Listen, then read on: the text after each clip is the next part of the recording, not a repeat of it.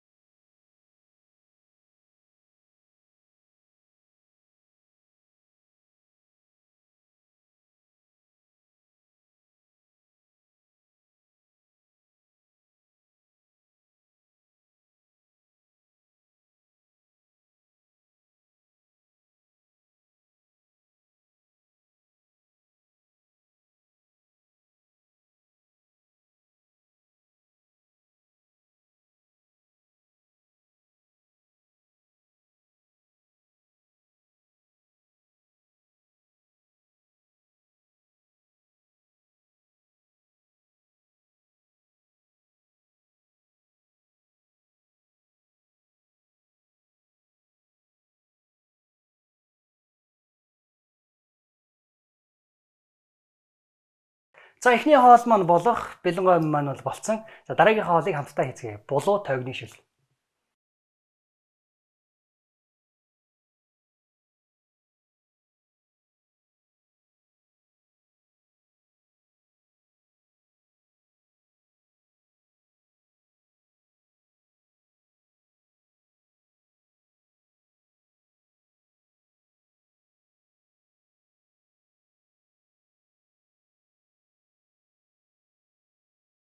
За бүгдээ хамтдаа ямар ч байсан хоёр хоолоо хийцэн байна. Нэг нь эхнийх нь тойг булууны шил бол за нөгөөх нь болохоор бэлэн гоймон байна. За зайц майцтай. За харагдцсан хувьд сайхан байна. За энэ маань нэг ганц л том яс. Нэг л том яс тийм.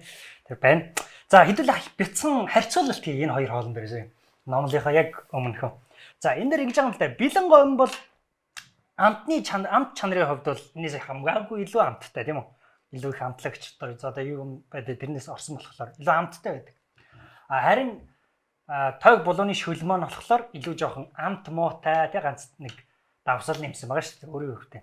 За харин бэлэн гоймон маань илүү хурдан болдог. Ашигтай. Ер нь бол тий илүү хурдан болдог. Хэдхэн минут 5 минутын дотор л. Харин тойг булууны шүл маань бол нэлээ удаан доор ээж 4-5 цаг буцлагж иж айгүй гоё тэр шин дэжилтэй шүлийг гаргаж авна. За харин үзэмжийн хувьд харах юм бол та хэд маань харж байгаах тий үзэмжийн хувьд бол илүү гоё харагддаг тий юуны хувьд бол гоймонгийн хувьд бол бэлэн гоймонгийн хувьд бол харин харагдцсан хувьд үзэмж гэж ер нь бол үзэмжч гэжтэй ер нь бол барыг байхгүй шүү дээ манай тойг булгийн шүлэнд бол зүгээр нэг том яс тий тийм байдаг. Харин илүү үн хэмд одоо үн өртгийн хувьд одоо юу гэвэл бэлэн гоймон маань илүү 2800 төгрөгийн үнэтэй илүү хямдхан.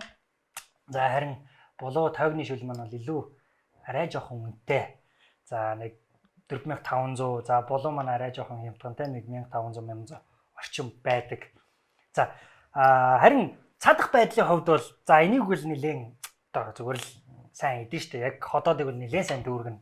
За харин энд бол цадахгүй зүгээр л нэг эдгийн ясан дээр байгаа жоохон нэг ганц хоёр нэг бүлэх одоо идээл дээрээс нь хэдэн ганц хоёр нэг жоохон шүл уугаад л 300-400 г шүл угаал тэгэл болоо шүү дээ тийм үстэ. За цадахгүй. За тэгвэл энэ чинээс нэг асуулт гарна л та. Хүний биед аль нь хэрэгтэй вэ? Би танаас асууя. За хүний биед аль нь хэрэгтэй вэ? Аль нь илүү сайн шин тэжээлтэй вэ танд? Тийм ээ тийм. Мэдээж хэрэг энэ бол шин тэжээлтэй гэдэг нь бид нар мэднэ. Энийг хортой гэдэг нь бид нар мэднэ тийм үү. За жоохон дэлгэрүүлээд энэ шим тэжээлийнх нь хувьд хэдүүлээ хамтдаа авч үзье. За тойвны шүлний хувьд бол ач тусвал за дархлаа дэмжин, ядаргаа тайлна, кальц, галоген, нэмдэг, за үе мөч, кальц, фосфор, төмөр, магний те. За дээрэс нь цайр мар гэх мэтлээ олон маш олон амин дэмүүдтэй. За цус төлж үлдэг. За бас дээрэс нь бөөрийн үйл ажиллагаа гэдэг хэм юм байхад дэмждэгэ гэж байна. За харин бэлэн гомгийн хувьд болохоор юу вэ гэхээр за би энэ нэг судалгаа явах шүү. The Consumer Education Research Society гэдэг газрын хийсэн судалгаа байна. Нэг 15 юм байгаа. Гэхдээ би та бүхэн нэг цогсгонолд ортчихъя. За зүрх судасны өвчтөй болгоно. Саа өвчтөй болгох магадлалтай, эрсдэлтэй, ходоодны хорт хавдар үүсгэн, ургийн өсөлт зогсоох, за өргүйдэх, үр зулбах, амин дэмуураг шимэгдүүлдэг. За гих мэтлэн хортой гамаа. За харахад бол энийн сонгочмоор шүү дээ тийм ээ бид нар те харахад энийн сонгочмоор. Тэгээ дээрээс нь илүү хурдан болдог, илүү хялбар, хямдхан тийм болохоор энийг сонгох гэдэг те. За яг энэтэй адилхан. За өнөөдрийнхөө Библийн хамтдаа хэсэг рүү очие. Яг номлол руу оръё. Тэгээд энэ бол бидний махан биений хувьд иддэг хоол.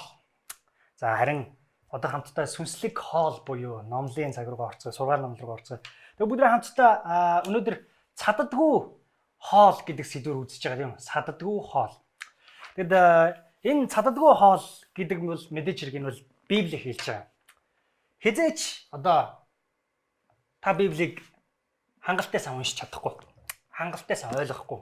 Ягаад гэвэл Бурхны өгвөл хизээч дуустдаггүй учраас. Хизээч дуусгааргүй таныг тийм одоо энэ амьдралынхаа турш ингээд бүх зүйлсүүдийг мэдэж авахар тийм одоо жижигхэн юу гэдэг те тийм дуустдаг төрлийн зүйл биш. Энэ бол унших тусам улам илүү шимтдэг, улам илүү дотор нь ордог, хизээч дуусахгүй юм байна гэдгийг нь ойлгодог байгаа. Үнэхээр үеиг байгаа. Үеиг. Нэг жилийн өмнө уншиж исэн зүйлээ дахиад уншихад дахиад шинэ ойлголт, шинэ илчлэлт. 10 жилийн дараа уншихад ч гэсэн ялгаагүй. Ахаад шинэ ойлголт, шинэ зүйлийг мэдэж авдаг байгаа. Тэрнгээрээ Библи үйл үнэхээр алдартай, үнэхээр тасархай. Тийм учраас Бурхны үг гэж хэлдэг. За бүгд хамтдаа 2 дугаар Тимот номны 3 дугаар бүлгийн 16 17 дугаар ишлэгийг хамтдаа үзсгэе. Би та бүхэн уншиж өгье.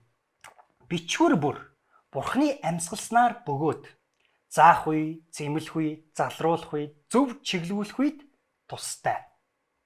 Энэ нь Бурхны хүн чадамгай аливаа сайн үйлд бүрэн бэлтгэгдсэн байхын тулд юм аа гэж хэлж байгаа. За ер нь бол энэ бол нэг манай эзний 64-аас 65 оны орчим хавцаа. Ер нь бол Илч Паул маань өөрийнхөө итгэлийн хүү гэж нэрлэдэг Тимотто бичиж байгаа хэсэг байна. Илч Паулын хувьд амьдралын хамгийн сүүлийн өдрүүдэд за мөн хамгийн сүүлийн захаа гэж судлаачид энэ захидлыг үздэг байгаа. 2 дугаар Тимот номыг. Тэгэд хамгийн сүүлийн бичвэртэй хамгийн чухал юм аа л бичсэн шүү дээ. Хүн хамгийн амьдралынхаа сүүлийн өдрүүдэд хамгийн чухал зүйлсээ л өөрийнхөө хамгийн дотны хүмүүстэй одоо ойр дотны хүндээ яг зөвлөгөө олгож чин зүрхнээс эргээд амьдралыг харахад энэ л чухал байж тээ. Энэ л зөв байж тээ гэж бодож бичин тийм үү? Яг энэ гоё зүрх сэтгэл хандлагаар хамгийн ойр дотны хүндээ бичиж байгаа хандлагаар бичсэн байгаа гэсэн. За бидний дөнгөж саяны уншсан энэ хэсэгтэр эргүүлээд харах юм бол бичвэр Бурхны амьсгалснаар бөгөөд заах үе, зэмлэх үе, залруулах үе, зөв чиглүүлэхэд тустай. Энэ нь Бурхны хүн чадамгай аливаа сайн үйлд бүрэн бэлтгэгдсэн байхын тулд юм аа гэж хэлж байгаа. За энэ дэр юу вэ? Амьдралын заавар чиглүүлэг. Чиний амьдралын зөв одоо амьдралыг чинь сайхан болгодог зүйл бол энэ Библиэтэй холбоотой шүү. Наадыгаа л ер нь наадах чинь тустай шүү. Наад тойгны шүлт чинь чамд тустай шүү. Шин дэвжээлтэй шүү гэдэгтэй адилхан. Наад одоо бэлэн гоймж нь бол арай ашаа. Наадах ч бодлаа. Шин дэвжээлгүй. Наадах чинь бол жоохон муу хортой гэж хэлдэгтэй адилхан Библийг тэгж хэлээд байна гэсэн үг. Тэгж хэлээд байна гэсэн. За тэгэхээр хэдүүлээ бид яагаад Библиэтэй ойрох хэрэгтэй юм бэ гэдэг талаар хамтдаа үзцгээе. Тэгээд бид яагаад Библиэтэй ойрох ёстой юм бэ? Та яагаад Библиэтэй ойрох ёстой юм бэ? Нэгтгэх шалтгаан. Библиэтэй ойр байвал миний амьдрал сайнаар өөрчлөгдөх учраас бид ойр байх ёстой. Дахин би хэлье. Бид Библиэтэй ойрхон байх юм бол миний амьдрал сайнаар өөрчлөгдөх учраас ойрхон байх ёстой. сайнаар өөрчлөгдөх учраас. Бүгд хамтдаа 16 дугаар ишлэгийг эргээд харах юм бол бичвэр бүр Бурхны амьсгалснаар бөгөөд заах үе, зэмлэх үе, залруулах үе, зөв чиглүүлэх үед тустай гэж хэлж байгаа. Тустай гэдэг хэсгийг харах юм бол та тодруулан хараарай. Тустай. Тэгээ манай монголчууд ингэж ярьдаг шүү дээ. Эм хэдий гашуунч бид тустай. Бид тустай. Үнэн үг хэдий хатууч амьдралд дэмтэй гэж хэлдэг тийм үү? Яг тэрнтэй адилхан хэсэг байна. За ойлгож болохоор тийм. За тэгвэл бүгд хамтдаа энэ Библийн энэ хэсгийг илүү гоё одоо ойлгомжтойгоор ойлгохын тулд би танд нартай Библи гэж бидний залждаг.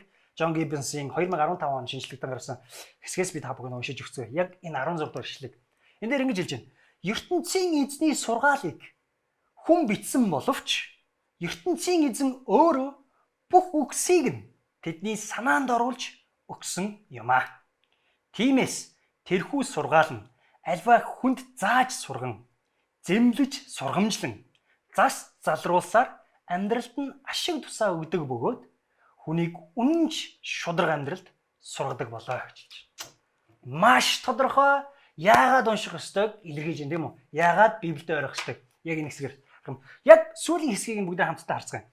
Тиймээс тэрхүү сургаал нь альва хүнд зааж сурган, зэмлэж сургамжлан, зас залруулсаар амьдралд нь ашиг тусаа өгдөг бөгөөд хүнийг үнэнч шударга амьдралд сургадаг болоо. Ямар гайхалтай байна. Үнэхээр гайхалтай гэж тийм үү?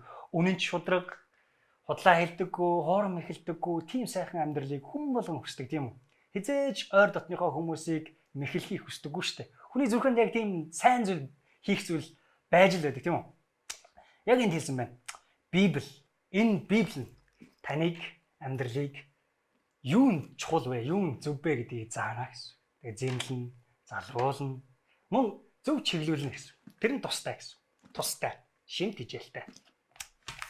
За тэгэхээр бас нэг энийг илүү ойлгомжтой харуулахын тулд би нэг судалгаа та бүхэнд үзүүлээ л да. За Джон Бивер гэдэг бидний мэдих нэг пастор маань яг Библийг 7 хоногт хэдэн удаа уншдаг талаар уншиж судалдаг талаар 40 мянган хүн дээр хийсэн судалгаа байна л да.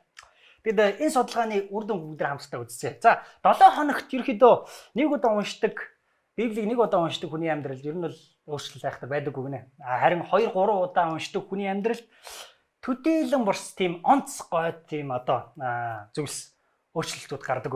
Харин 4 болон түүнээс дээш уншсан хүмүүст уншиж судалсан хүмүүсийн амьдрал өсрөнгөө өөрчлөлт гарсан гэнэ л дээ. Өсрөнгөө өөрчлөлт. За энэ үр дүнгээс хамтдаа харцгаая. За эхнийх нь ганцаардал 30% буурдаг. Библийг унших үед, уншиж судлах үед эхнийх нь ганцаардал 30% буурдаг. Уур хилэнгийн асуудал 32% буурдаг гэнэ. Уур хилэнгийн асуудал 32%. Харилцааны асуудал 40% буурдаг гэнэ. Харилцааны асуудал 40% буурдаг. Ямар гоё вэ? Архитал 57% буурдаг гинэ. 57% одоо үзэлт. За сүнслэг зогсон байдал 60% буурдаг. Burnout гэж хэлдэг тийм үү? 60%. За нөгөө талаар сэтгэл зүйн хувьд burnout болоход. За порнографи үзэх байдал 61% буурдаг гинэ. 61% буурдаг. За сайн мэдээ хуваалцах байдал маань 200% өсдөг. Бусадтай өөрийнхөө итгэл үнэмшлийг хуваалцах тэр байдал маань 200% өсдөг. Мөн дээрээс дагалдагч бэлтгэх байдал 230% өсдөг гинэ. 230%. Үнэхээр гайхалтай тийм үү? Ганцаардал, уур хилэн, харилцааны асуудал, архитал, за ингээд сүнслэг зогсон байл. Үнэхээр гайхалтай. Буурдаг. Харин бүр эсрэгээр хүмүүстэй итгэлтэй байх те. Өөрөө тэр чи бас тодорхой хэмжээнд гэрчлэлтэй байж хүмүүстэй үнэхээр гоё итгэл төгс. Итгэлээ хуваалцах чадна шүү дээ тийм үү? Яг тэгж болдог гинэ. За гайхалтай судалгаа. Тэгэхээр та бүхнийг юу гэж хэлгээр уриалгамаар байна гэвэл Библиэд та ойр байх үед бидний амьдрал сайнаар өөрчлөгддөг байх нэ. Сайнаар өөрчлөгддөг. За хоёр дахь нь бид яагаад Библиэд орох ёстой? Хоёр дахь шалтгаан. Библи таныг намайг хамгаалдаг учраас. Библи таныг намайг хамгаалдаг учраас. Бүгд хамтдаа 17 дугаар ишлэлийг харцгаая. Эргээд энэ нь Бурхны хүн чадамгай альва сайн үйлд бүрэн бэлтгэгдсэн байхын тулд юмаа гэж хэлж байна. Бүгд хамтдаа сайн үйлд бүрэн бэлтгэгдсэн гэдгийг тодруулаад тарах юм бол сайн үйлд бүрэн бэлтгэгдсэн. Тэгэхээр муу үйлд бэлтгэгдэх боломжтой гэсэн үг.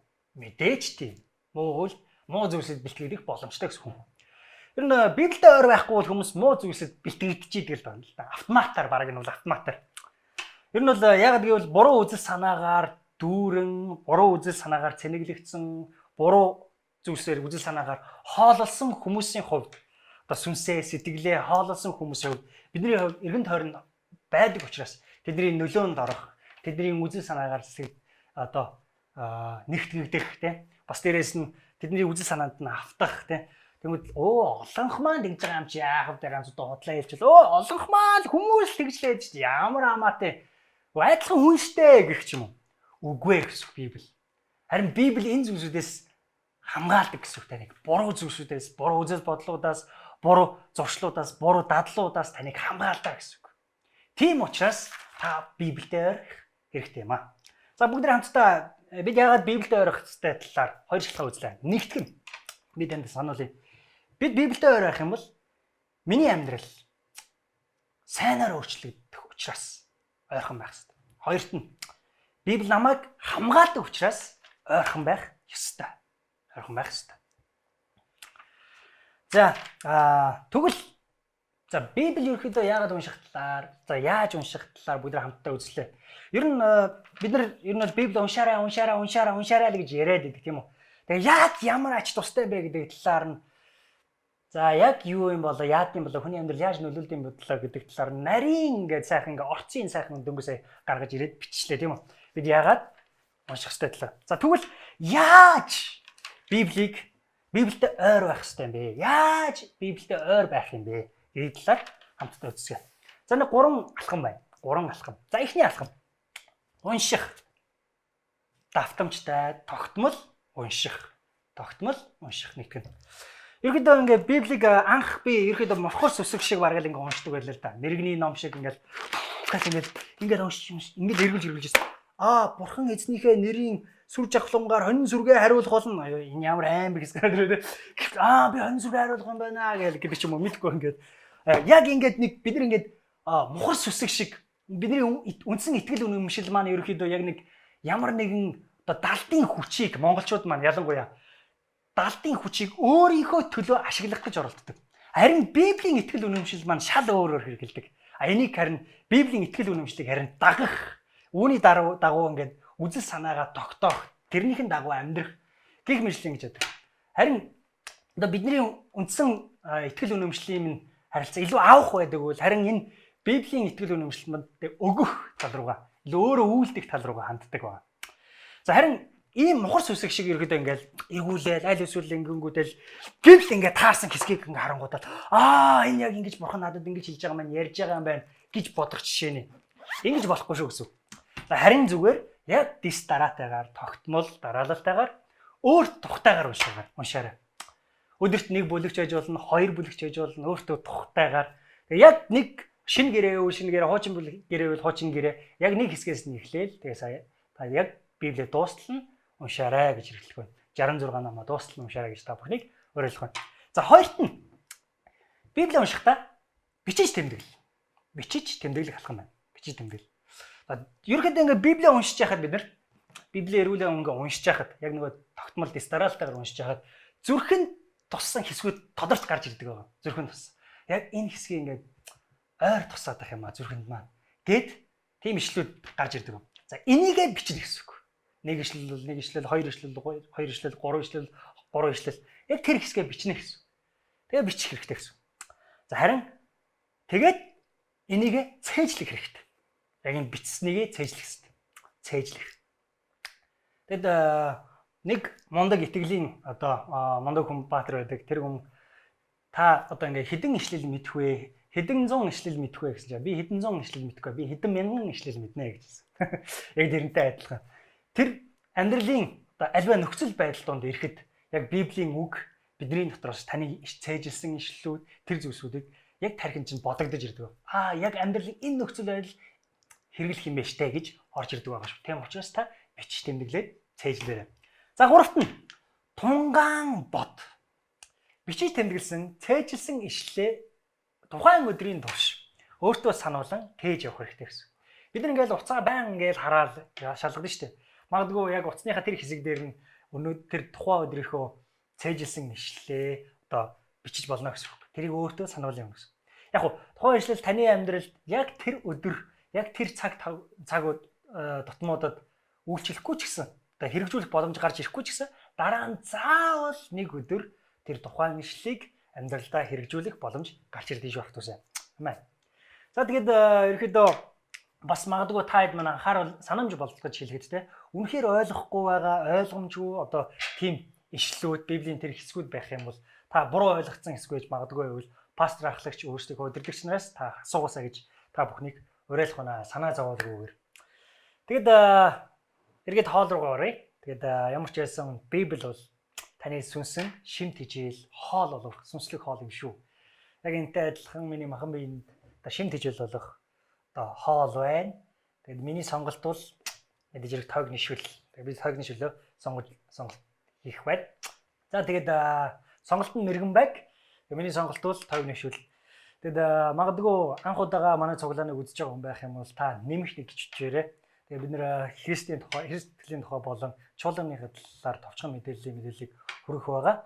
Тэгээд та магадгүй YouTube, мөн дээрээс нь M+, Instagram-аас хайх юм бол гэрэл чуулган гэж хайх юм бол манай мэдээлэлүүд гарч ирэх байгаа. Манай бусад платформ дээрх холбогдох боломжтой чаналууд гарч ирэх байгаа. Тэгээд эзэн ивэг эх 7 хоногийн турш өдөр болгон эзний үгтэйгээ ойр байгаасаа гэж та бүхнийг уриалгах байна.